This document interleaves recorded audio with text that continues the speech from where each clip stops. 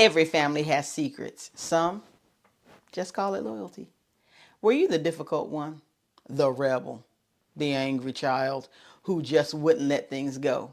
Or maybe you were the perfect one, the one who never made a mistake, kept a smile ready, and made sure the outside world saw nothing but excellence?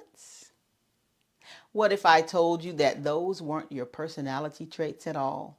What if those were just the mask you were forced to wear to survive a family that wouldn't tell the truth? We've looked at how silence affects our behavior and the next generation. As we close this chapter, by looking at your character, we're reclaiming your identity from the roles the family assigned you just to keep their secrets safe. The cast of characters. In a family with secrets, everyone is assigned a role to keep the system from collapsing. You have the good child. They stay quiet and invisible to keep the peace.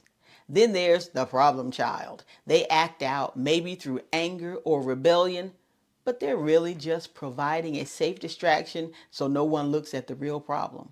And of course, the golden child, the one who overachieves to prove to the neighbors that the family is fine. Over time, you start to believe this role is your actual character. You think you're naturally a loner or naturally anxious. But listen, you weren't born that way. You were shaped that way by the pressure of the silence. You were not a difficult child. You were a child reacting to a difficult, dishonest environment.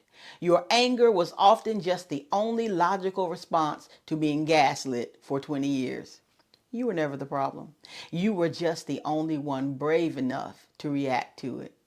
Your character flaws were actually your survival mechanisms. Healing requires you to peel back those labels and look at the person underneath. It requires you to ask, if I didn't have to protect this secret, who would I actually be? If you didn't have to be the funny one to break the tension, or the perfect one to hide the shame, or the angry one to name the elephant in the room, what's left? Maybe you aren't quiet. Maybe you just never had a safe place to speak. Maybe you aren't unreliable. Maybe you just got tired of being the only one expected to hold the entire structure up. Maybe when you stop being the keeper, you get to meet the person underneath the role. And I promise you, that person is usually much softer, much more creative, and much more capable than the character you were forced to play for the family's comfort. You aren't losing your identity. You're finally discovering it. It is terrifying to let go of an identity, even a painful one, because it's the only one you've ever known. You've been the strong one for so long that you don't know who's left when that's gone.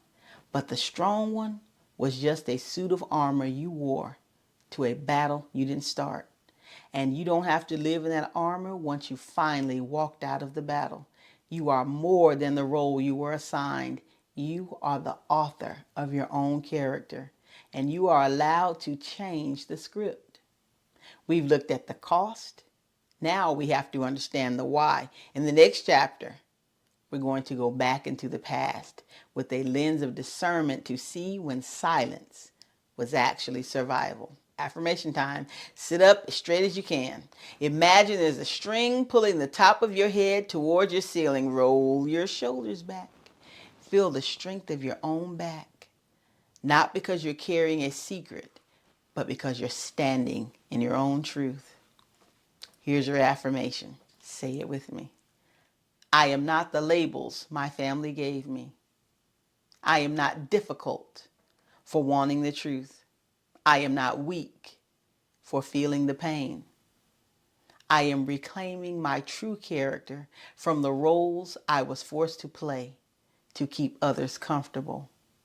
I am meeting myself for the first time, and I am choosing to like who I am finding. This is Family Secrets. You've spent a lifetime acting out a script written by people who were too afraid to speak.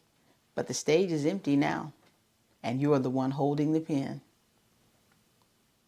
You know what it is? Before you go, I want you to sit with something. If you could strip away the one label your family uses most to describe you, the strong one, the troubled one, the quiet one, what is one word you would choose to describe yourself today? Now, don't pick a word that describes what you do for people. Pick a word that describes who you are. Keep that word close to you today. I'll see you in the next conversation.